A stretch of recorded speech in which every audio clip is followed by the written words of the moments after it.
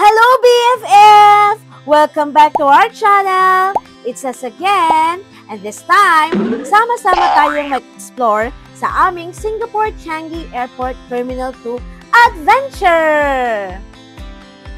After naming magpahinga past 6 AM, we decided to start our T2 adventure.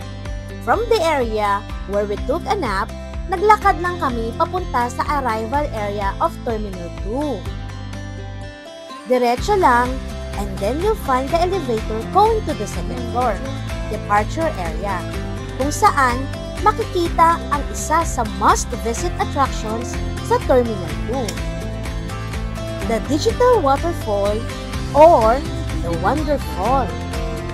24 hours open ito, pero we chose to visit early kasi pagbalik namin sa Pilipinas, Terminal 4 na kami. So baka hindi na namin maulit. Pagbukas pa lang ng elevator, wow! Grabe! Ang ganda talaga ng Terminal 2. Bonus pa na maaga kami.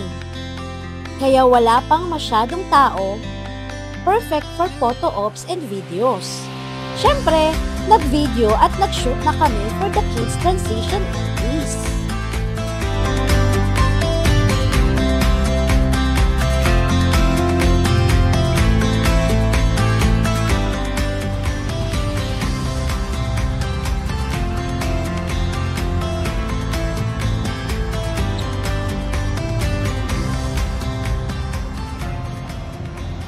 So, hi!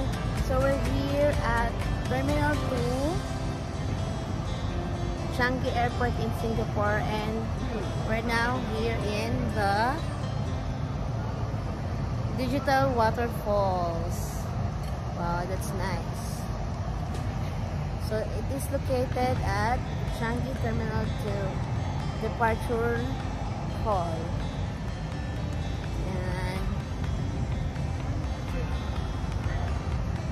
Ganda. Nice.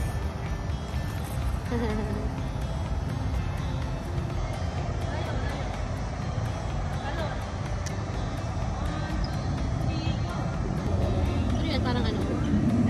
Oh. Ano yan? Parang ano?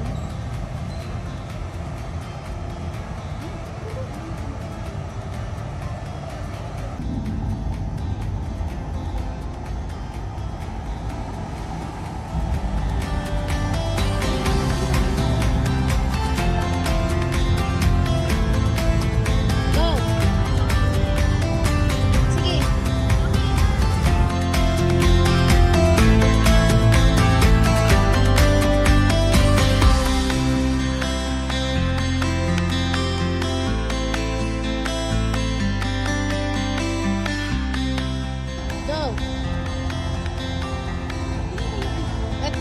Again.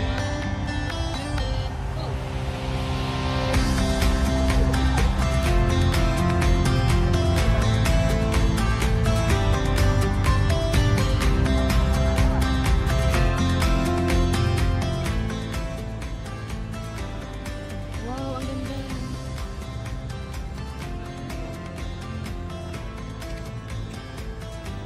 So, eto na. Makikita niyo yung mga magaganda. Marine Fantasy.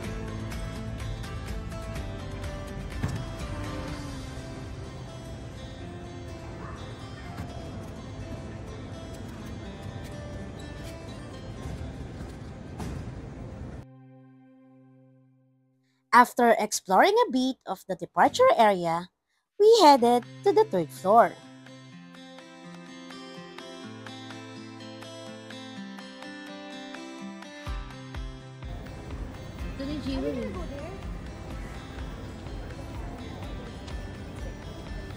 Since may mga luggage pa kami, elevator ulit ang ginamit namin.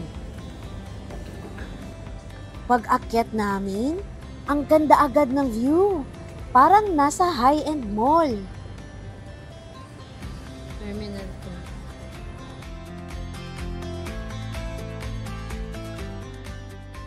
2. Dito namin agad nakita ang Flap Peaks, another free attraction. Super fun nito!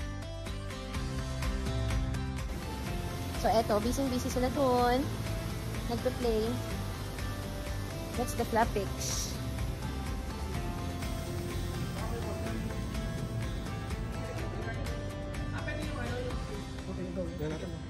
Mukha mo, pwede. Ay, kasi ito yung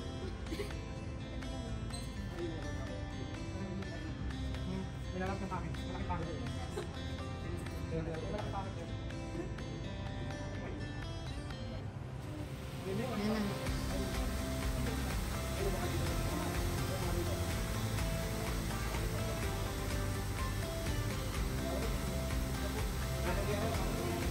Hindi na gaya yung face mo, love.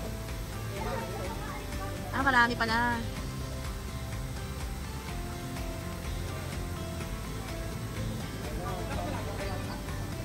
Ito, oh, kita. Ito sa akin, kita.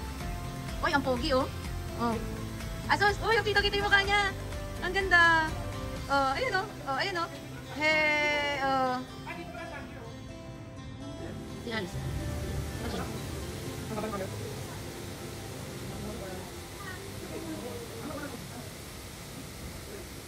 Okay. Puro alis. Oh.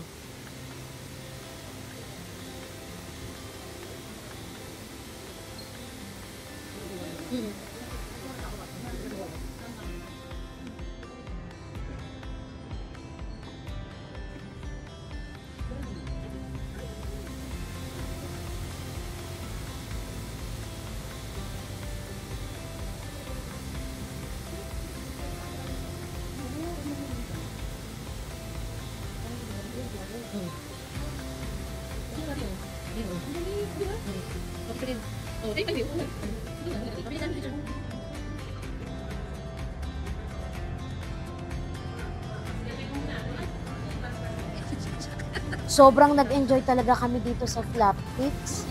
Pero sayang, wala si Andrew eh. Wala tuloy kaming mga moments.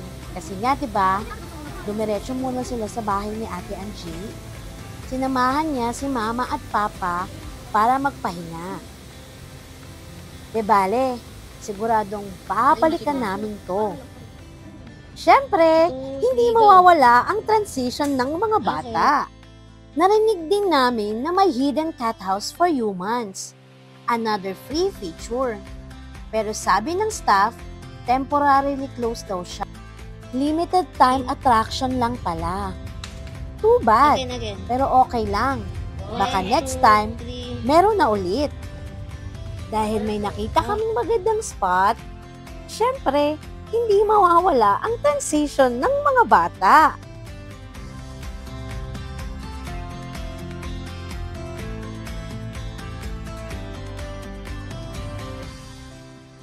Since early pa kami, marami pang restaurants and shops na sarado. Habang nag-iikot kami, we accidentally found this amazing wall. A Lego mural titled, Connecting the World. Fun fact, gumamit sila ng 115,200 Lego bricks. And they took over 150 hours to complete. Sobrang impressive and definitely worth a visit. Okay. Siyempre, hindi namin makakalimutan ang transition entry nila. 1, 2, 3, go.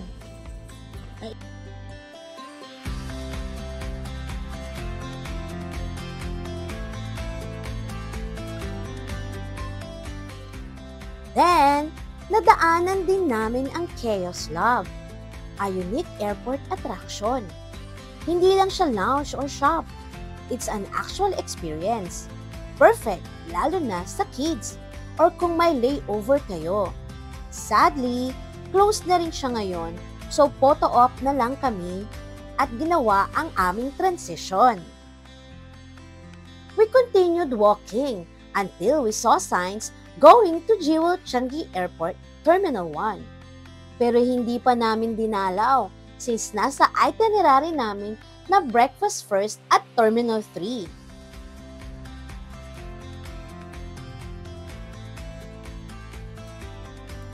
So ayun na nga, sakay ulit kami ng free shuttle bus going to Terminal 3. That's it! for our early morning adventure at Changi Airport Terminal 2. Despite the early hour, ang dami na agad naming napuntahan. From the stunning waterfall to the fun flat peaks, impressive Lego mural, and other unique spots around the terminal. Super worth it ang pag-ikot, lalo na dahil free ang mga attractions at konti pa ang tao. Next stop, Terminal 3 for breakfast before heading to Jewel to meet the rest of the family.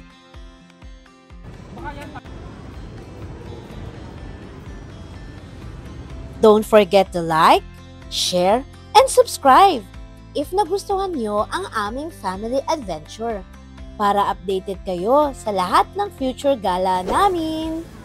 Bye!